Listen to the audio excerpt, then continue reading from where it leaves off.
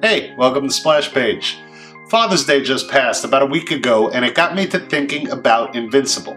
To be fair, name a topic, and at this point, I'll eventually start thinking about Invincible. But Invincible, at its core, is a show about a father and his son. And luckily for us, this show also has other characters. If it didn't, it would be some kind of weird Samuel Beckett Waiting for Godot thing, where the world just feels empty and meaningless. Now, that's what Beckett was going for in Waiting for Godot. Luckily, that's not what Kirkman was going for, so we've got a few other characters to look at in this show. And some of those characters are fathers and their children, and those relationships can be seen as direct foils to Marc and Nolan. Now, if you don't know what a foil is, it's when you use one character to highlight the qualities of a different character. And I kind of got interested in why it's called a foil. Apparently, back in the day, when everyone was walking to school uphill both ways, jewelers used to put a little piece of foil behind the jewel in a ring or a piece of jewelry so that when the sun shone through the glass, the jewel would shine a little brighter. So the foil is there to show you those main characters just a little better. So there's that. But today we're not talking about jewelry, we're talking about Invincible, and we're talking about parents and their children. Specifically, fathers and their children. For example, Marc acts very differently to his father than Adam Eve does to hers. Marc shows an intense pride in his dad and wants to grow up to be just like him, or at least the version of him he thinks he knows. Eve, on the other hand, rejects her father fully. Her dad has no superpowers, so he's frightened of her, and he turns that fear into anger at trying to control a teenage daughter who also has the powers of a god. But Eve and her father have different levels of power available to him. Marc, while weaker than Nolan, is still more evenly matched. Which is why I think a more appropriate comparison for Marc and Nolan would be Steve, the White House guard, and his son, Matt. That's right, those guys, who each had 2 scenes apiece in the entirety of Season 1 of Invincible. But the writing for them was so well done that I feel like you really get to know them despite their lack of screen time. On my first watch through of the show, Steve just kind of felt like a good introduction to the world of Invincible, showing us how people in this world react to superpowered people. And linking his story and his son with Marc tossing that bag of Burger Mart garbage halfway across the world was very cute. And having a character who worked in the White House with a son who had a checkered past with drugs and lying and stealing to be the one to find the Immortal's body, because he might actually be able to find out where it was through his father's connections, was a pretty clever plot hook that made it plausible that this character would be the one to dig up the Immortal's body. But with just 2 scenes of a father and a son, and only one of them where they're on screen together, we've really foreshadowed the entire ending of Season 1 and put Marc and Nolan's relationship in a different light. Let me explain. In one quick monologue to start the show, we learn from Steve, the White House guard, who has a stepson, Matt, that he and Matt have hated each other with the heat of 1,000 suns, while they fought about Matt's stealing and drug use. We find out that while Steve wasn't there for Matt when he was a baby, he has taken the time to help teach his son how to be an adult.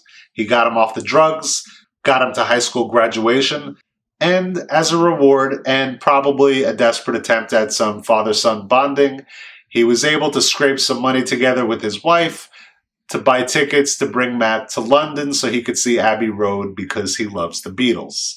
It seems to be a fragile relationship, but one that they're both trying to work at.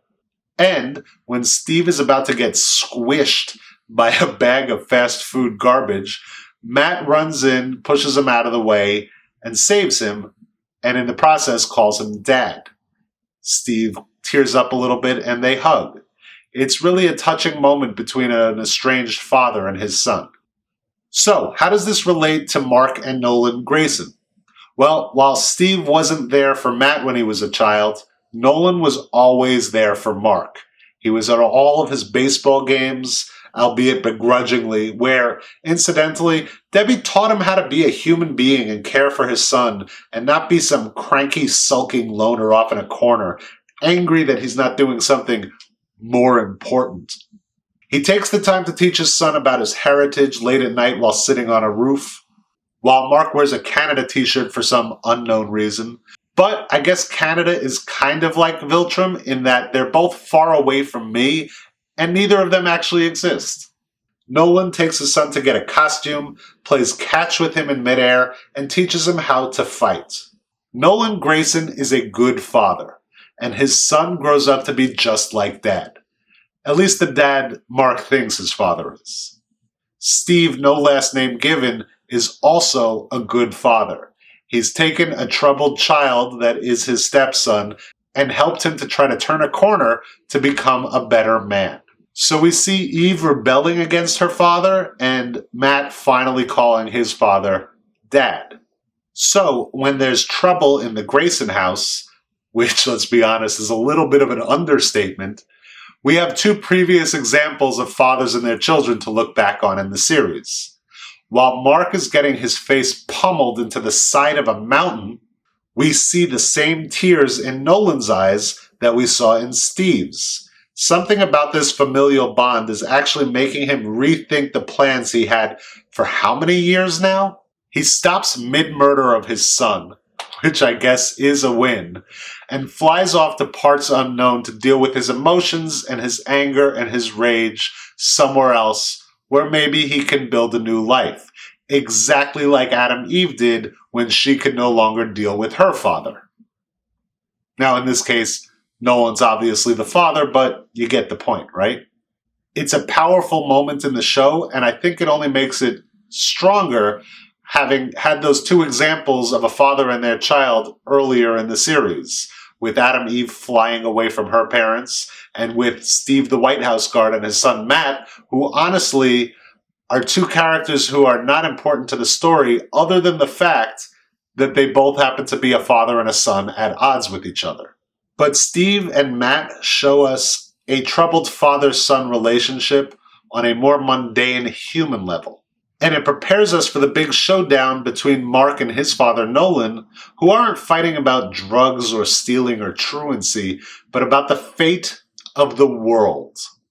And in the end, on a certain level, the same thing happens. Even on a superhuman level, they're still able to tug at their familial bonds. Thank you for watching. Hope you enjoyed the video. I had a great time talking to you today.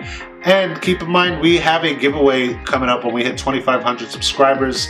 So all you got to do is subscribe to the channel, like a video, and leave a comment down in the comments somewhere. And you'll be entered into the drawing to win one of 2 toys. So until next time, I'm Andrew. This is Splash Page. See you later.